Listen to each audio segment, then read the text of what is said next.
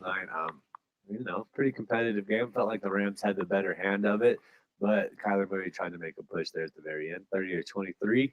The Rams are now 9-4, looking good. Matthew Stafford's first time to beat a 10-win team in his career.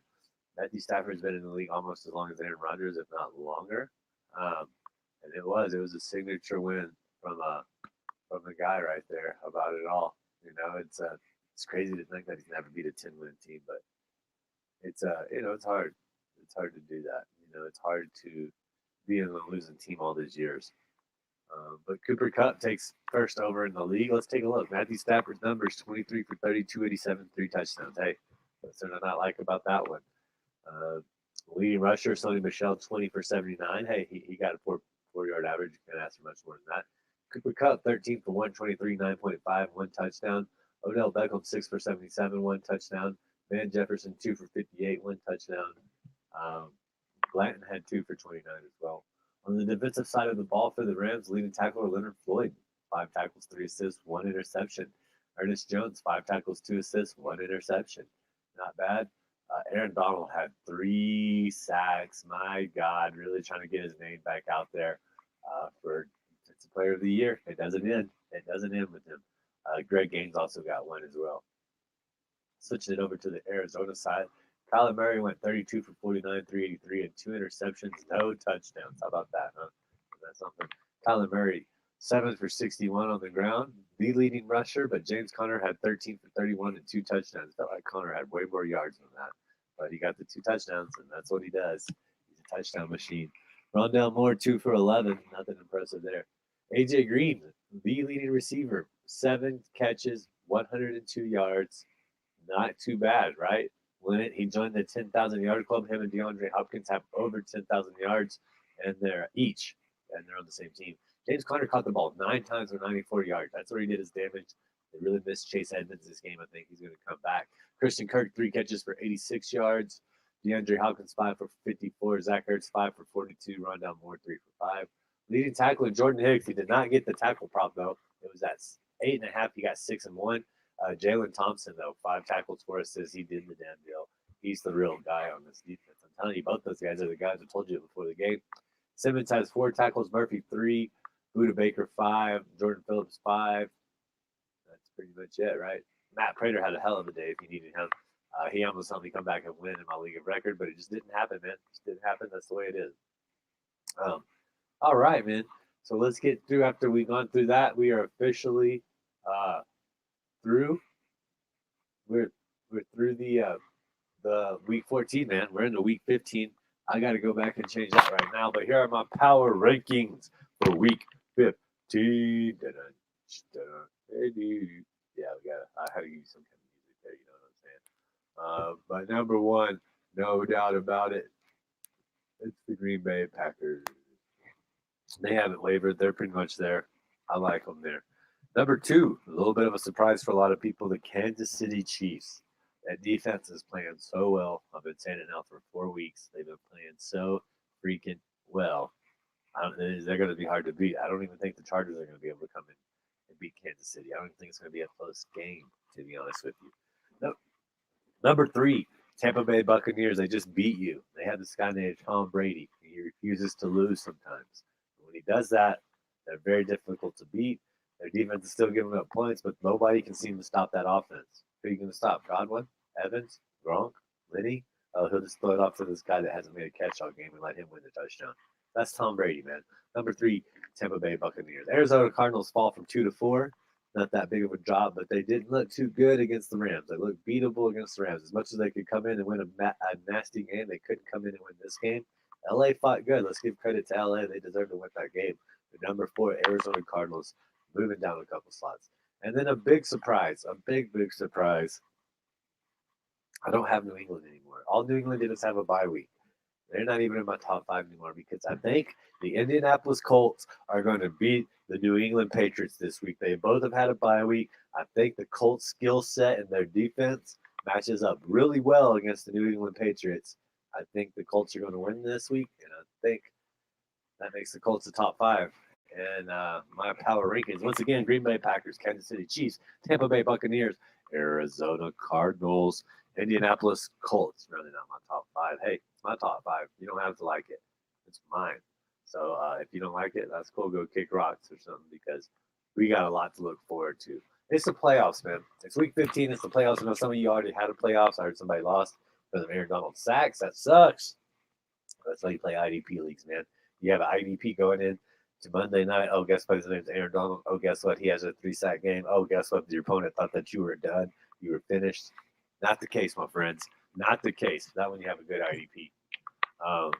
But yeah, I just wanted to take a brief look at the playoffs. What do we expect? So let's pull up a schedule. Let's look up at favorable matchups. You already know one of them. It's Arizona against Detroit, man. I don't know what else to say other than my God. You know what I'm saying?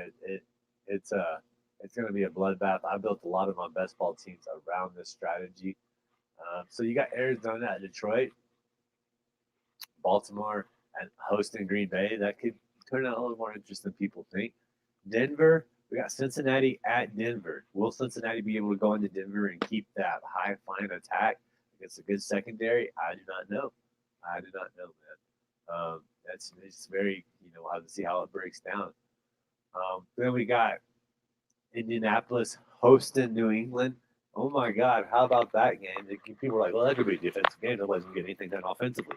We'll see about that. Jonathan Taylor could rock that defense, particularly after a week's rest. I think the Indianapolis Colts versus New England matchup, it's quite clearly the game of the week. There's nothing else to worry about that. Chargers are hosting the Chiefs. That's going to be a great game. I think Patrick Mahomes is going to do quite well in that game. And we have the Los Angeles Rams hosting the Seattle. Can they recover after an emotional win like that? We'll have to see. We got who is that? New Orleans at Tampa Bay, another divisional game to keep an eye on. Philadelphia versus Washington, wild card max deluxe. Who's going to come out of that game? It could be the Gibson, Sanders, McKinzick show. Just be prepared for that as well, as that could happen as well. And then Pittsburgh, we got Pittsburgh playing Tennessee, man. If Pittsburgh could come up with an upset right there, knock off Tennessee, the AFC North is just going to be so crazy if that happens. Pittsburgh's in at plus 1,300 to win the division, so they're not getting a whole lot of love to do it. But the remaining schedule, Tennessee at Kansas City, Cleveland, and Baltimore. That's a tough one. Yeah, that's a tough one. So yeah, those are some good games that we're looking at for the matchups. You want to have the best team. So offensively speaking, I think Arizona is going to be great. Jacksonville's hosting Houston, so get ready to have just a complete beatdown in that game. If Houston and Jacksonville play each other and win, we really need Houston to win that game, and then we need the Jets to beat them so Jacksonville can finish last and we can get that bet in. But you got Houston and the Jets playing against Jacksonville. Don't be scared to hesitate to go pick up even teams that are even that great offensively. All right, that's where we're going with that. Let's go ahead and look at some waiver wires real quick for everybody. You got to get those out. You know what I'm saying? And where we take it with the waivers on Tuesday. We're talking nothing but IDPs, baby. So let's take a look at who can have a good game. And Nick Bosa is dominating. Myles Garrett is dominating. Aaron Donald is dominating. Cameron Hayward is dominating. And Jonathan Allen's got COVID. Let's keep an eye on that. Trey Hendrickson's questionable. Max Crosby's questionable. Queenan Williams is questionable. The defensive line is taking a hit. Javon Hargrove might be available. He was, right there. Had a great first of the year, jumped out. DeForest Buckner could be available. He was on a bye week. Check him out. Let's take a look at Yannick Ngakoue versus Cleveland. Baker Mayfield sucks. He's just not good. So there's a possibility for the Raiders to come into Cleveland and win that game. I'm serious. And with Max Crosby possibly being out, Yannick Ngakoue is going to have to step it up. Of course, we got Emmanuel Ogba, dude. He's been on the show so many times. I talk about him constantly. Playing the Jets at home. Miami needs to win this game. Look for Emmanuel Ogba. Look for Christian Wilkinson. Leonard Williams will be doubtful versus the Cowboys, too. That's a huge blow. Naturally, they can't do much without him. How about this? Linebacker number 1, his name is Micah Parsons. 12 sacks. 75 tackles. Good God almighty. 3 forced fumbles. 2 passes defended, and 27 quarterback hits. My God. Yeah, so you're going to take a look there.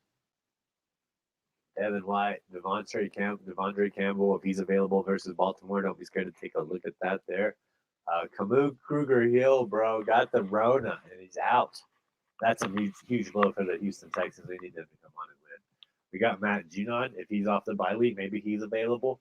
Go take a look. He's worth the grab. Of course, I told you about the Colts linebackers, Bobby Okeke, Darius Leonard. Let's take a look there. Robert Quinn having a heck of a year playing Minnesota. He could get a sack.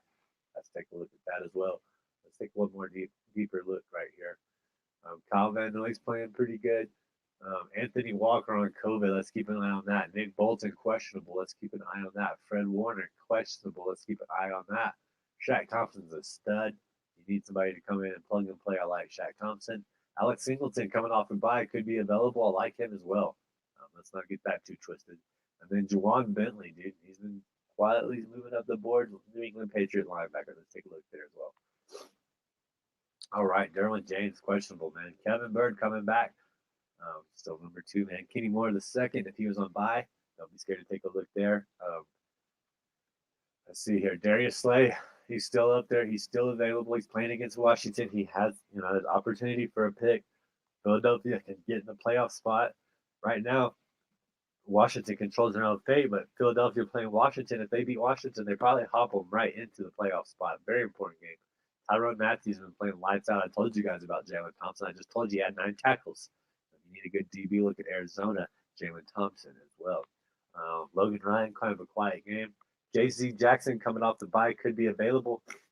Jesse Bates is a stud. Antoine Winfield Jr., he's available. Deeper leagues. Landon Collins. I like all these DBs, okay? Nothing not to like there.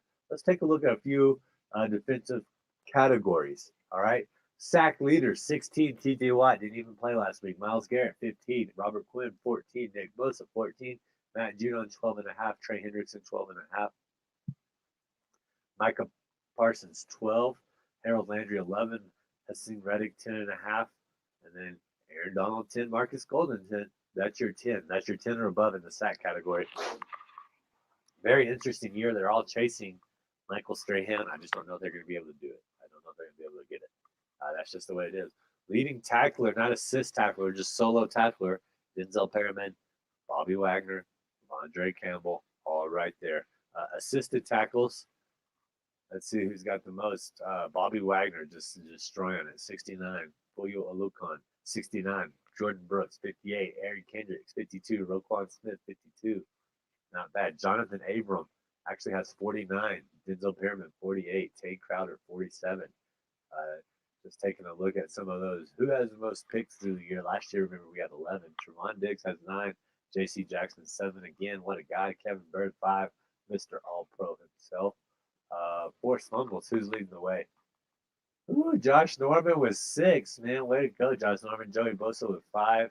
Darius Leonard with 5. Not too bad. Where's another good category? Passes defended. 17 from Trevon Diggs.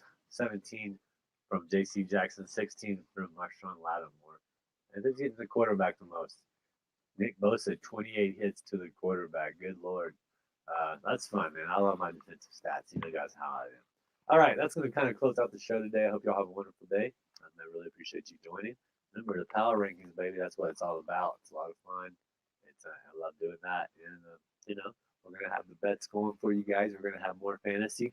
Tomorrow will be a show just recapping fantasy football 7s. We got a lot to talk about there, so don't miss that show, all right? You guys have a wonderful day, and I'll talk to you soon. Peace.